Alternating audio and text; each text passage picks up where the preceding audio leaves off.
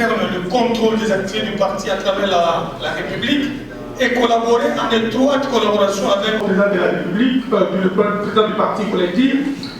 Ils auront toujours des échanges et des réunions conjointes. Nous sommes en train de moderniser le parti avec les structures dans le normes internationales. Il faut qu'il y ait une mission en Bujumbura. Nous ne pouvons pas le conduire à la tête de la CPE. Pour une seule raison, on a besoin de quelqu'un qui a la CPE.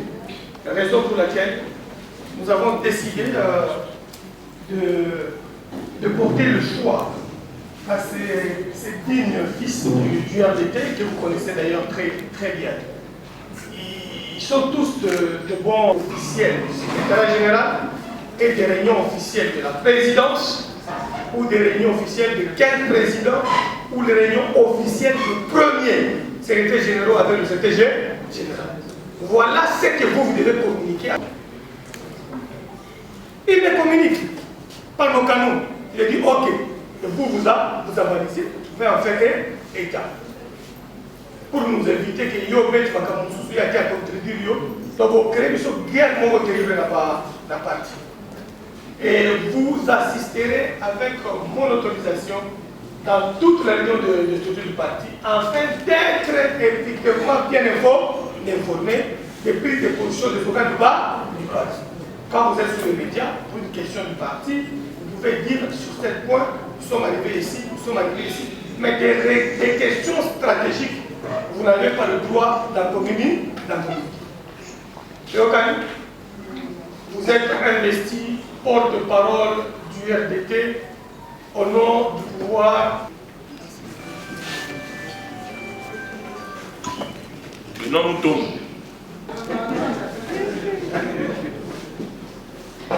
On appelle s'il y a...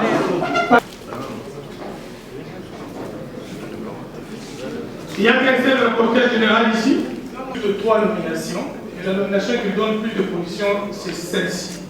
Et l'autre de la cellule est secrétaire général, Alex Moutanda, sur la mise en commun, toujours ensemble, pour que nous ne manquions pas des PV de toutes les réunions. Et nous ne voulons plus comment. Et le suivi, ce sera par le PV. Attends, ils ont dépassé les réunions ici, reprend ça, tient notre conclusion, et vous allez nous aider pour réussir les élections de 2020. Allez, vous êtes investis au nom du RDT et de pouvoir qui m'est reconnu par le chef du RDT. Merci.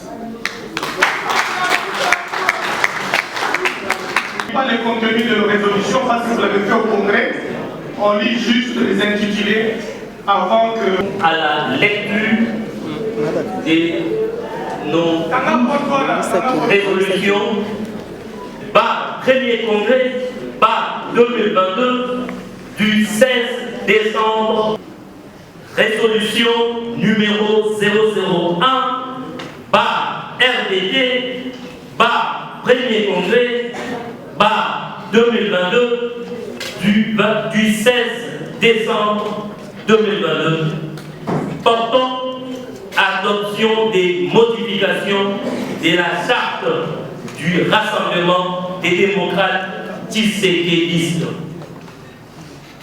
Résolution numéro 002 RDT premier congrès 2022 du 16 décembre 2022 portant adoption du règlement financier.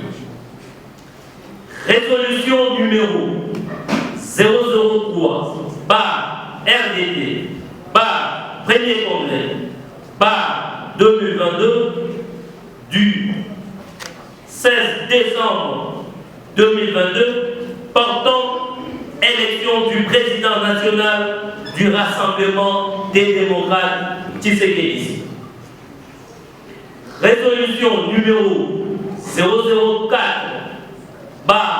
RDT premier congrès 2022 du 16 décembre 2022 portant création d'un comité de coordination de la mise en œuvre et du suivi du plan stratégique électoral, programme stratégique d'appui à la réélection et à la conservation du pouvoir de son Excellence Félix Antoine Tshisekedi Tshilombo, paraît RT 2023.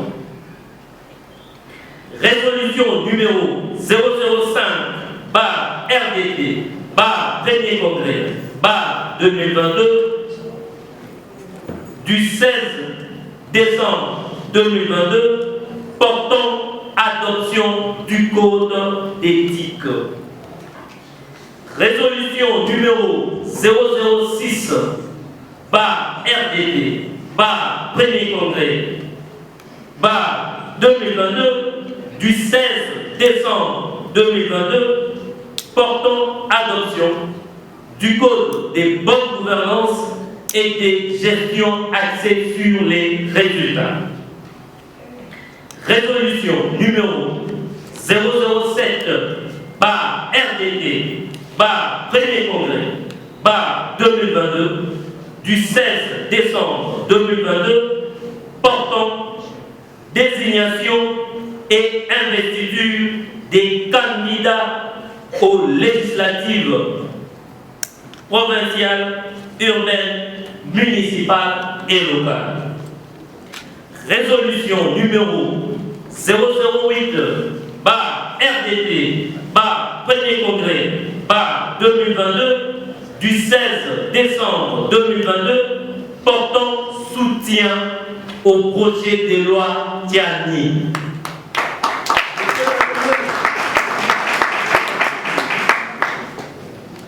Résolution numéro 009/RDT/Premier Congrès 2022 du 16 décembre 2022 portant soutien à la femme, aux jeunes et aux personnes vivant avec handicap au processus électoral. Résolution numéro 010/RDT/Premier Congrès 2022 du 16 décembre 2022 portant autorisation du président national du RDT d'ester en justice contre le 3 magistrats pris sa partie. Résolution numéro 011/RDT/Premier Congrès 2022 du 16 décembre 2022 portant consécration du chef de file de tous les Tshisekedistes mondiaux. Enfin, résolution numéro 012/RDT/Premier Congrès 2022 du 16 décembre 2022 portant désignation et investiture du candidat naturel du RDT à l'élection présidentielle, son Excellence Félix Antoine Tshisekedi Tshilombo.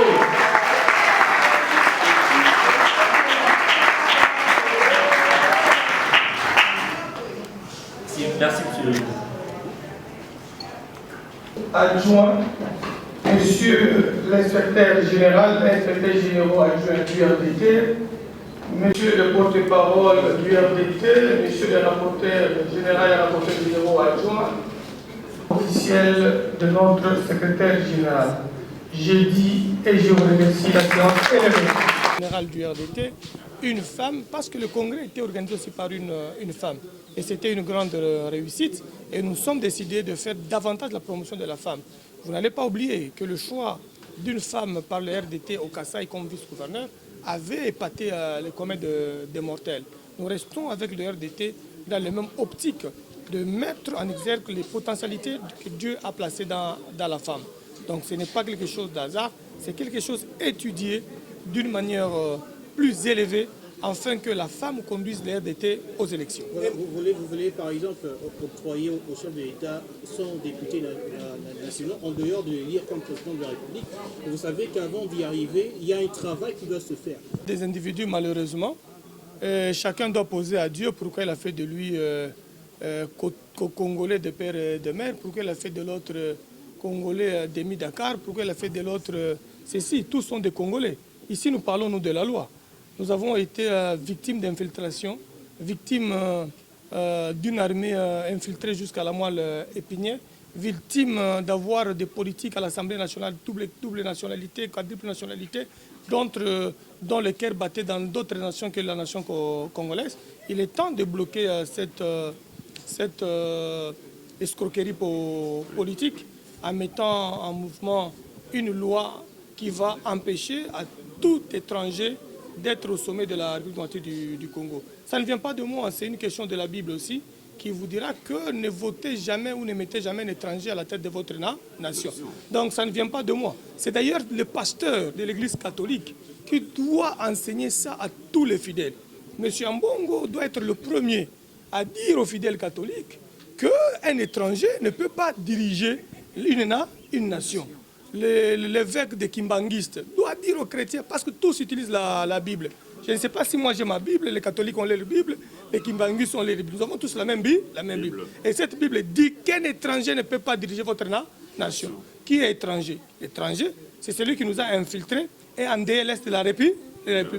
Qui est étranger? L'étranger, c'est celui qui sait bien qu'il n'est pas de père et de mère. Et qu'alors que notre loi parle d'ores et déjà d'une nationalité d'origine. Pour être président de la République et être président de 2 chambres, il faut être Congolais d'origine.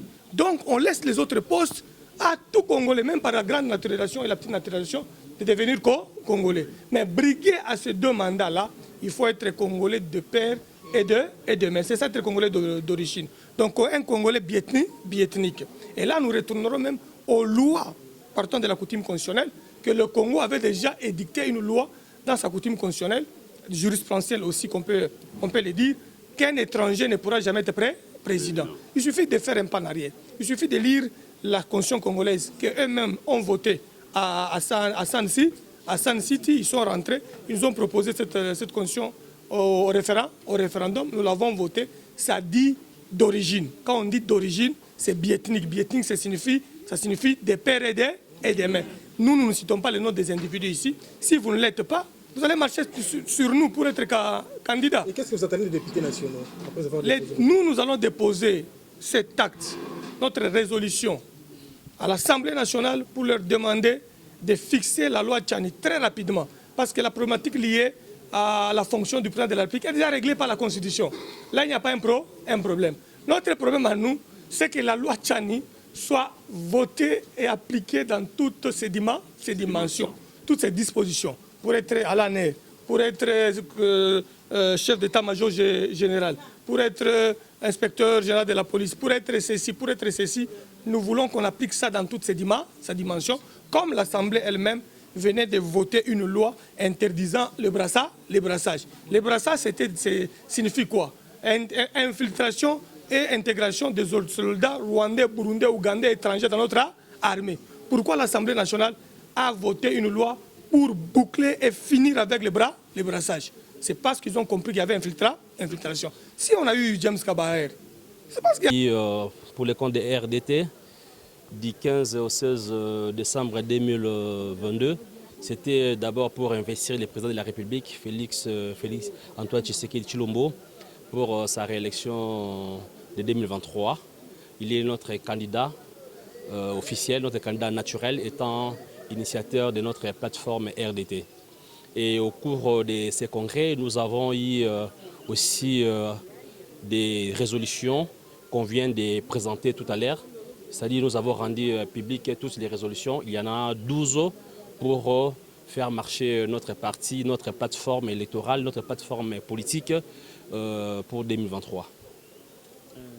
Par rapport au mandat des chefs de l'État, nous savons tous que le bilan est positif, dans ce sens qu'il y a eu beaucoup d'améliorations.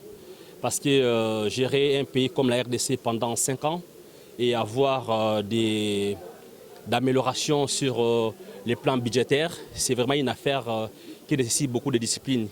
Nous avons vu avec l'apport de nos amis, les auditeurs, comment on appelle ça, d'IGF. Nous avons vu un peu des améliorations. Et cette pratique financière atteste à combien il y a eu quand même une volonté politique exceptionnelle du chef de l'État. Et cette façon de travailler démontre sa volonté politique et sa détermination pour changer notre pays. Et au cours de son mandat, nous avons vu aussi quelques changements, surtout sur les plans économiques également, où nous avons au moins stabilisé notre monnaie et que nous avons également eu des réserves d'échange importantes, chose qui n'a jamais eu depuis que notre pays est pays. Donc cela est un acte de patriotisme, c'est un acte de bonne foi qu'affiche notre président de la République. Et nous savons aussi sur les plans des investissements, il a aussi investi sur l'environnement, il a beaucoup aussi investi sur le développement durable et également nous avons vu sur les infrastructures également de notre pays. Alors le pays est si vaste, le pays est si grand et quand on investit dans ce sens, on ne sait pas les remarquer de manière beaucoup plus brutale, mais de manière factuelle, nous savons quand même palper tout ce qu'il a réalisé et c'est positif. Et à cause de cela, il nous revient de lui accorder un second mandat pour que la continuité soit encore beaucoup plus accélérée, que la continuité soit encore beaucoup plus matérielle. Voilà.